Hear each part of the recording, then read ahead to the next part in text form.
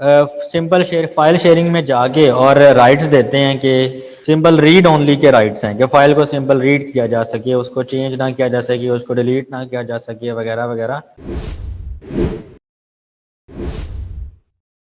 Okay students, let's start today's lecture. आज के lecture में जो चीज़ हम कवर करने लगे हैं, first thing is how you secure your folders and files. हम बेसिकली फाइल्स एंड फोल्डर्स की सिक्योरिटी आज डिस्कस करेंगे, जिसको अगर हम सिस्टम एडमिनिस्ट्रेशन में अगर हम पढ़ रहे हों तो हम बेसिकली इसको कहते हैं शेयरिंग एंड NTFS परमिशंस। ये एक्चुअली जो ये टॉपिक है, ये कवर किस चीज़ को कर रहा होता है, फाइल्स एंड फोल्डर्स की सिक्योरिटी को। कि आप जब उसके ऊपर डिफरेंट तरह की परमिशन सेट करते हैं तो इट मीन्स आप एक्चुअली उस डेटा को सिक्योर करना चाह रहे हैं। इसके ऊपर आज हम बात करेंगे। इसके अलावा हम लोग आज देखेंगे शैडो कॉपी। शैडो कॉपी को बेसिकली हम यूज़ करते हैं बैकअप के लिए। ये एक छोटा सा फीचर है जो कि मैं डिस्कस करूँगा कि इसको हम सब एनवायरनमेंट के अंदर क्यों यूज़ करते हैं और कैसे करते हैं। उसके बाद एक और छोटा सा फीचर है होम डायरेक्टरी का। होम डायरेक्टरी बेसिकली क्या है कि ये आपके या क्लाइंट मशीन के ऊपर हर यूज़र के अकॉर्डिंगली एक पर्सनल ड्राइव उसको असाइन होती है। जैसे आप फॉर एग्जांपल लैब के अंदर जब आप लॉगिन करते हैं तो जहाँ पर आपको माई कंप्यूटर ओपन करें तो C drive, D drive, E drive, वहाँ पर ना एक आपको Z ड्राइव भी शो होती है। That is basically your personal drive, और उसको हम कहते हैं होम डायरेक्टरी। उसको हम बेसिकली किस तरीके से इनेबल करते हैं और उस चीज़ को भी आज हम डिस्कस करेंगे। तो ये हमारा बेसिकली फर्स्ट पार्ट है आज के लेक्चर का। सेकंड पार्ट में इंशाल्लाह ताला हम कुछ और चीज़ें भी डिस्कस करेंगे। राइट नाउ हम जल्दी से फोकस करते हैं शेयरिंग और NTFS परमिशंस में। अच्छा, बेसिक डिफरेंस जो होता है शेयरिंग और NTFS परमिशन का, 2003 यानी कि विंडोज़ XP 2003 और उससे पहले विंडोज सर्वर 2003 से पहले का जो दौर था, जिस टाइम पे NTFS फाइल सिस्टम होता ही नहीं था, तब हमारे पास ये NTFS परमिशंस भी नहीं होती थी। हम लोग सिंपल क्या करते थे, सिर्फ शेयरिंग्स को यूज़ करते थे। और शेयरिंग सिंपली क्या होती है कि जो भी चीज़ आप शेयर कर रहे होते हैं, फोल्डर एक सिंपल है या ड्राइव है, आप उसको सिंपल क्या करें, शेयर कर दें, तो that is basically sharing of folder. लेकिन जब NTFS फाइल सिस्टम इंट्रोड्यूस हुआ और NTFS फाइल सिस्टम आने से हमें फ़ायदा ये हुआ कि शेयरिंग के साथ साथ हम उसके अंदर जो बेसिकली फाइल्स होती हैं, जो उसके सब फोल्डर्स होते हैं, हम उसके ऊपर डिफरेंट परमिशन सेट कर सकते हैं। इसको आज हम जब प्रैक्टिकल करेंगे तो मज़ीद क्लियर होगा कि इन दोनों में बेसिकली टेक्निकली क्या डिफरेंस होता है। तो NTFS परमिशन बेसिकली आपकी फोल्डर्स के अलावा आपकी फाइल्स के ऊपर भी लगती हैं, जबकि जो शेयरिंग परमिशन होती हैं जिनको सिंपल शेयरिंग कहा जाता है, that is basically applied on simple folders.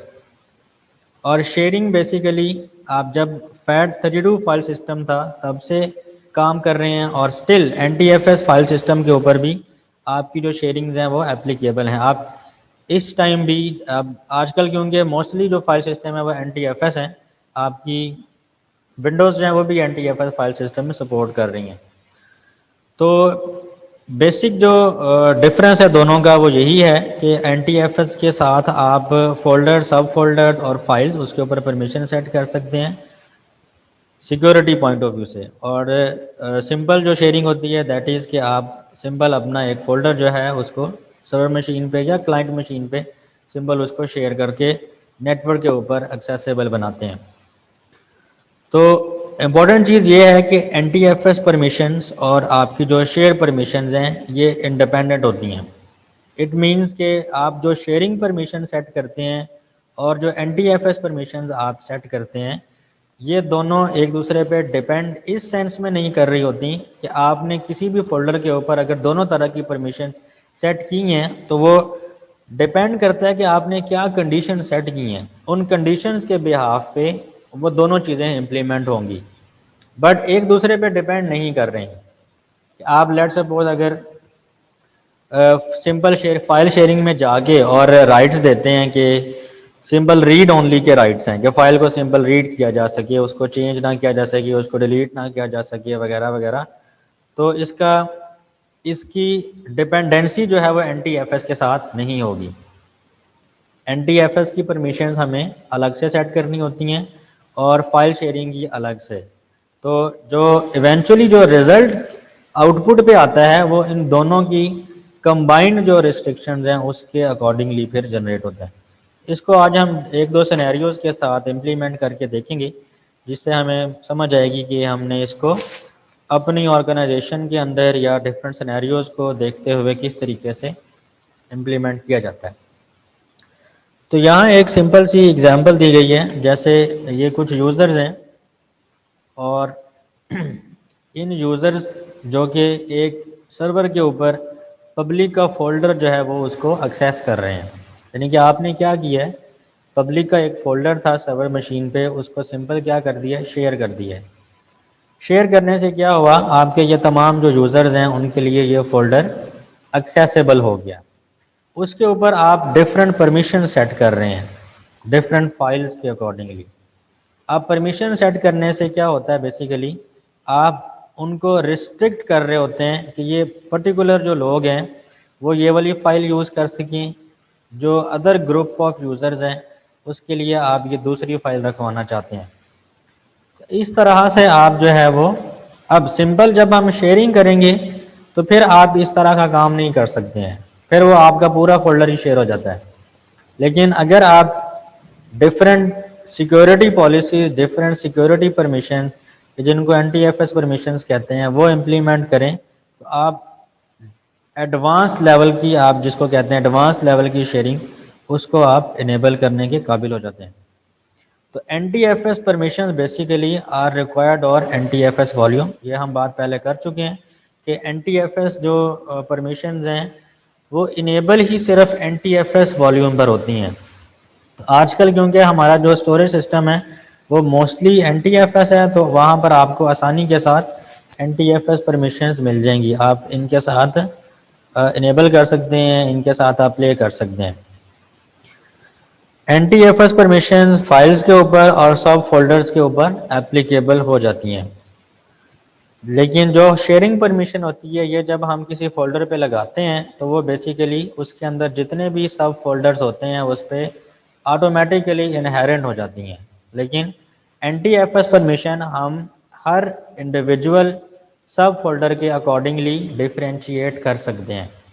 ये जब प्रैक्टिकल करेंगे तो क्लियर होगा। The most restrictive permission is the effective permission, यानी कि अगर आप अपने इन्वायरमेंट को सिक्योर बनाना चाहते हैं तो आपको जो रिस्ट्रिक्शंस हैं वो सोच समझ के लगानी होगी। तो इफ़ेक्टिव परमिशन उस वक़्त तक नहीं हो सकती जब तक आप जो परमिशंस हैं उसको अच्छे तरीके से रिस्ट्रिक्ट नहीं करते। तो इस हवाले से आज का टॉपिक इम्पोर्टेंट है कि कभी भी हम लोगों ने किसी भी फोल्डर को जब हम नेटवर्क के ऊपर ख़ास तौर पे शेयरिंग के राइट्स देते हैं तो फुल राइट्स कभी नहीं देने चाहिए।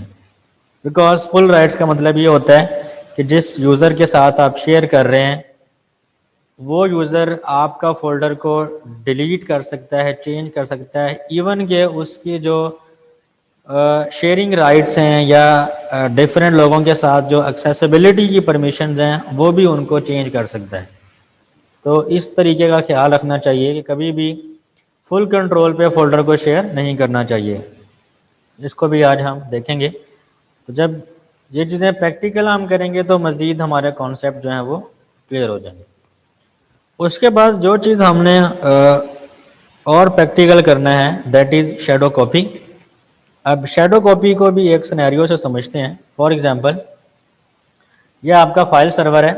फाइल सर्वर मींस ऐसी मशीन जिसके ऊपर आपके फाइल्स पड़ी हुई या डेटा पड़ा हुआ है, जिसको आप नेटवर्क के ऊपर लोगों के लिए यूजेबल बना रहे हैं, एक्सेसिबल बना रहे हैं। फॉर एग्जांपल, अगर मैंने अपनी इस मशीन पर भी कोई फ़ाइल रख दी है और उसको मैं नेटवर्क पे शेयर कर दिया है तो दैट मीन्स कि मेरी जो ये मशीन है ये as a file server work करेगी, और जो मशीन मेरी इस फाइल को एक्सेस कर रही होगी तो वो machine basically as a client work कर रही होगी।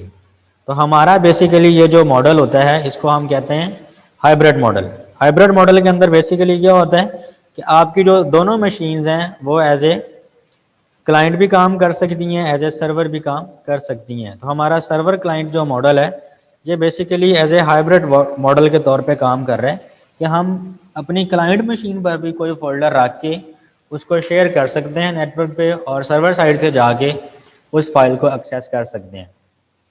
तो आपका basically file server, simple concept file server का ये होता है कि किसी भी मशीन पर आप फाइल रखें, ज़रूरी नहीं है वो मशीन आपकी सर्वर मशीन हो। देखें फिजिकली आपकी सर्वर मशीन और क्लाइंट मशीन में कोई डिफरेंस नहीं होता, ऑपरेटिंग सिस्टम का फ़र्क होता है और आपके रिसोर्सेज का फ़र्क होता है। आप सर्वर को रिसोर्सेज भी हम इसलिए सर्वर मशीन को ज़्यादा दे रहे होते हैं बिकॉज उसकी नीड ज़्यादा है, उसने क्योंकि पूरी ऑर्गेनाइजेशन को सर्व करना है तो उसके पास ज़्यादा पावर होनी चाहिए, उसके पास ज़्यादा रैम होनी चाहिए, ज़्यादा उसके पास स्पेस होनी चाहिए, उसके पास अच्छा प्रोसेसर लगा होना चाहिए। तो ये भी हम बेसिकली इस वजह से देते हैं। लेकिन आपने क्योंकि अभी देखा वर्चुअल एनवायरनमेंट के अंदर दोनों सेम वर्चुअल मशीन्स थी और हमने दोनों को 1 GB या 2 GB रैम अलोकेट की, जो हार्ड डिस्क की स्पेस थी वो भी हमने तकरीबन सेम रखी। तो हमारे दोनों मशीन जो हैं उसमें से फ़र्क कहाँ पर आया था कि हमने एक वर्चुअल मशीन पे जो ऑपरेटिंग सिस्टम इंस्टॉल किया वो विंडोज सर्वर 2016 किया और दूसरी वर्चुअल मशीन पर हमने ऑपरेटिंग सिस्टम विंडोज 10 इंस्टॉल किया। तो जिससे दोनों में फ़र्क पैदा हुआ कि एक मशीन हमारी जो है वो सर्वर मशीन है, एक हमारी मशीन जो है वो क्लाइंट मशीन है। बट रिसोर्सेज की अगर बात की जाए, आपके जो मेन कंपोनेंट्स हैं कंप्यूटर के हार्डवेयर की अगर बात की जाए तो वो दोनों में सेम होता है। तो इसलिए फाइल सर्वर का कॉन्सेप्ट भी ये है कि आपकी फ़ाइल जिस मशीन पे पड़ी होती है और उस मशीन से आपकी फ़ाइल जो है वो लोगों के साथ शेयर की जा रही है, तो वो machine basically as a file server काम कर रही होती है। तो इस एग्जांपल में देखें, ये सपोज करें आपकी सर्वर मशीन है और इसके ऊपर आपने जो फाइल्स हैं वो रखी हुई हैं ताकि लोग उनको एक्सेस करें। अब ये देखें, अब उसके ऊपर आपने डिफरेंट फोल्डर्स को शेयर किया हुआ है जिसमें से ये कुछ विंडोज सर्वर के खुद के भी अपने क्लाइंट्स हैं, यानी कि वहाँ पे ऑपरेटिंग सिस्टम विंडोज सर्वर ही इंस्टॉल्ड है, लेकिन वो आपके एक सर्वर से दूसरे सर्वर पे वो फाइल जो है वो शेयरेबल है, वो उसको कॉपी कर सकता है जो भी आप राइट्स देंगे। इसी तरीके से ये एक विंडो एक्सपी का क्लाइंट है वो भी यूज़ कर रहा है, इसी तरीके से ये विंडोज़ 2000 का कोई क्लाइंट है वो भी यूज़ कर रहा है।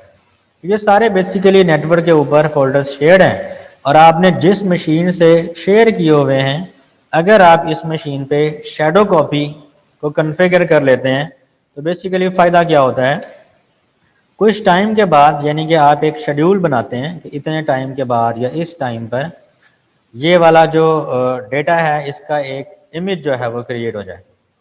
तो होता क्या बेसिकली, फॉर एग्जांपल आपने शेयर फोल्डर के अंदर कुछ फाइल्स रखी हुई थी और एक पर्टिकुलर टाइम के बाद उसका जो शेडो था वो जनरेट हो गया। तो फॉर एग्जांपल ये यूज़र जो हैं वो उस फाइल को एक्सेस करते हैं और गलती से सपोज़ वो फाइल डिलीट कर देते हैं, ठीक है, गलती से फाइल डिलीट हो जाती है। तो बाद में वो एडमिनिस्ट्रेटर से कहते हैं कि मेरी फ़ाइल जो है गलती से डिलीट हो गई है, तो काइंडली अगर इसका कोई बैकअप है तो मुझे प्रोवाइड कर दें। तो वो फिर देखते हैं कि अगर हम लोगों ने शैडो उसका बनाया हुआ है, उसकी शैडो कॉपी हमारे पास है, तो हम उसमें से वो फाइल उस यूज़र को रिटर्न कर देते हैं।